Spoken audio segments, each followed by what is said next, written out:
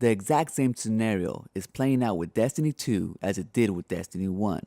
Both games launched incomplete, and it took a year after release to finally get the game where it needed to be.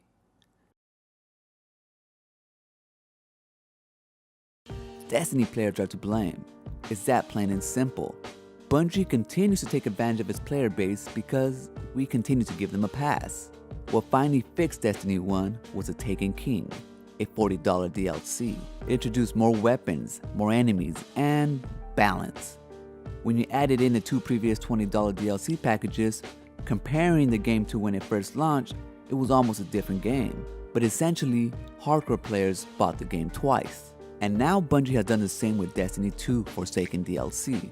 For $40, Bungie is adding features that should have been there from the beginning, revamping the weapon system to where they should have been from the beginning, adding new enemies like they should have done from the beginning, adding new super abilities like they should have done from the beginning. And this is after already selling you two $20 DLC packages that were clearly not worth the money. Again, hardcore players will be buying the game twice, just to get the game in a state that should have been given to us when Destiny first launched. There's an old saying in Tennessee, I know it's in Texas, probably in Tennessee, that says, fool me once, shame on you.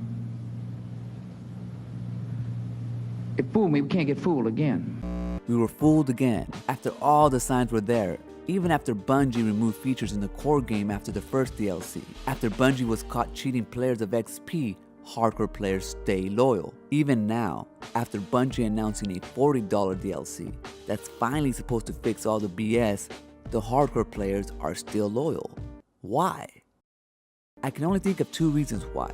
Either Destiny player base is young and doesn't have disposable income to buy new video games every so often, so they stick to what they know, or there's those Destiny players who feel invested in the game.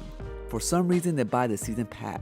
You're paying in advance for a season pass for DLC that has not yet been announced. So when Bungie finally delivers DLC, you get DLC like Warmind, or worse, The Curse of Osiris. It's underwhelming. Bungie doesn't have to work at making the game good because they already have your money. And Bungie knows they can string along players until the game is somewhat complete and charge an additional $40, well, because they did it before.